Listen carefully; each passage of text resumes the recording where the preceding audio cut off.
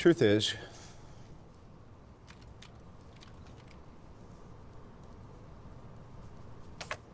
I am Iron Man. Tony Stark casts a long shadow. Not only has he become a linchpin in the overarching Marvel Cinematic Universe narrative, but his first movie, 2008's Iron Man, has come to serve as the mold for all of Marvel's movies. Whether it's Captain America, Thor, Ant-Man, or Doctor Strange, each movie follows the same basic framework. A down-on-his-luck, roguishly charming dude finds himself in a sticky situation, but is presented with an opportunity to rise above his hardships and become a hero. Admittedly, that's also the template for most modern action movies, but Marvel's in particular have started to feel uniform in tone and delivery, so it's no surprise that there's been some talk of it all becoming a bit samey. Black Panther, however, feels like the first movie to really break out of the Iron Man mold. For a number of reasons I'll discuss in this video, I think it could actually set the framework for the next era of Marvel movies.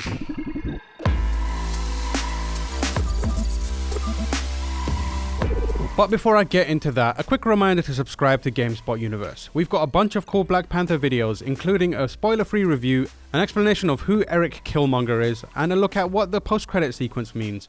All well worth checking out. Alright, let's get into it. The most noticeable divergence that Black Panther makes is in its characterization, namely that T'Challa doesn't feel driven by self-centered motivations from the very outset. Now, this might be somewhat of a cynical way to look at Marvel's other heroes, but it's something that really stood out to me when I watched Black Panther.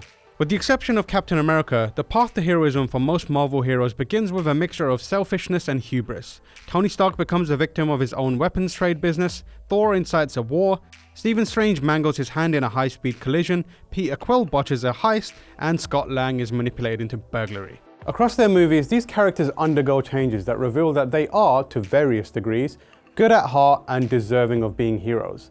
But T'Challa's arc is completely different. He isn't an ordinary man we watch become a hero like Iron Man or Captain America, or learn what it means to be one like Thor, Star-Lord, or Ant-Man. He is and always has been a hero. He is a Wakandan prince.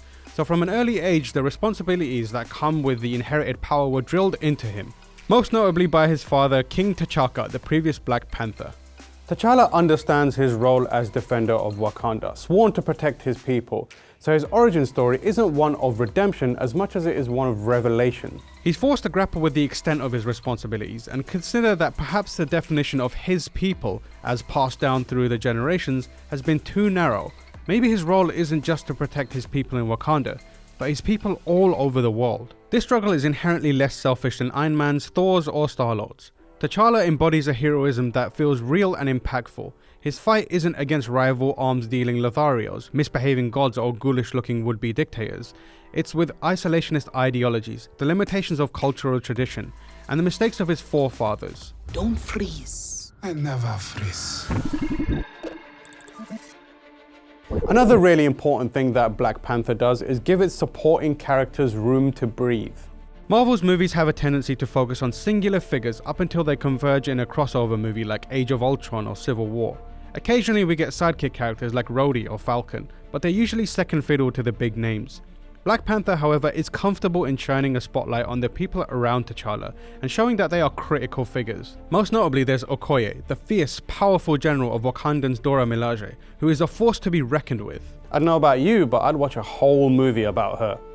Then there's Princess Shuri, who stands to be one of the most important characters the MCU has introduced in many years. Regardless of the threats Earth's mightiest warriors face, Tony Stark is often at the center of efforts to solve them. His intellect and capability with technology is a crutch that Marvel relies on.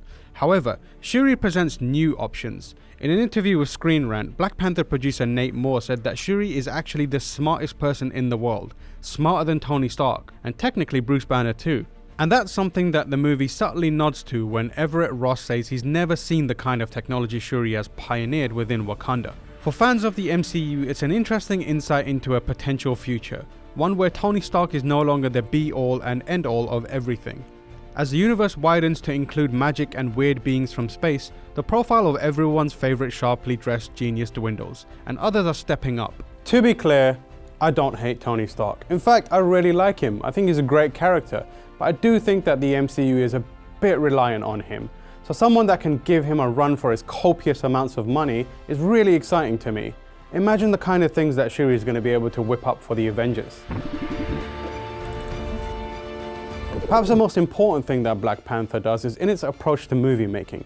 It allows its director, Ryan Coogler, to express individuality, to put his stamp on the movie and distinguish it from the Marvel movies that came before. As I mentioned earlier, there's been some criticism that most of Marvel's movies feel very similar, and this is because they follow the Iron Man template, conforming in their tone and characterization. But it's starting to feel like Marvel is moving away from this and giving their creatives more freedom. We got our first taste of this with Thor Ragnarok, a film that feels like an extension of its director, Taika Waititi. It's a cosmic adventure filled with the superhero melodrama typical of Marvel's movies, but it's also an unmistakably Taika Waititi movie, with odd charismatic characters, not just Thor and Loki, as well as sharp quotable banter and genuine laugh out loud moments. Tonally, it stands a mile out from the other Thor movies, and other Marvel movies for that matter. Similarly, Black Panther is a movie in which Ryan Coogler and his team faithfully depict Wakanda, a nation inspired by African culture and ancestry. You only have to look at the dozens of videos popping up on Twitter showing black people celebrating the movie just to see how powerful that is. But more than that, it's a story built on tackling the struggles facing black people around the world today. Regardless of your opinion on how successfully it executes on this, it says a lot that a Disney and Marvel movie is able to say something that reaches out beyond the happenings of its own fictional universe. And even more so that it's coming from a voice of authority on the matters, someone who has a history of exploring this subject in previous works. Between Wonder Woman, which was directed by Patty Jenkins, and Coogler's Black Panther, superhero movies that strive for greater relevance and authenticity have proven that they can gain traction and do blockbuster numbers. And if Marvel continues to lean in this direction while moving away from safe vanilla experiences pioneered by Iron Man, it can only be a good thing. Black Panther's characterization of T'Challa and Wakanda, its willingness to deal with issues that people in the real world are currently facing, and the authenticity with which it represents an underserved culture make it feel like the first of a new kind of Marvel movie. One that I think breaks the Iron Man mold and forges an exciting path for the future of the MCU. Show off. So there you have it, a few reasons why I think Black Panther could be a fresh new beginning for the Marvel Cinematic Universe. Let me know what you think of what I thought, and let me know what you think of the movie itself. It seems that everyone is loving it, so I'd love to hear your thoughts on it. In the meantime, don't forget to subscribe to GameSpot Universe. We've got plenty of Black Panther related content there. We've got a spoiler-free review, we've got an explanation of who Eric Killmonger is, and we've even got an explanation for the end credit scenes, which is really, really cool. In the meantime, you can find me on Twitter. I'm at TamorH, and I'll see you next time.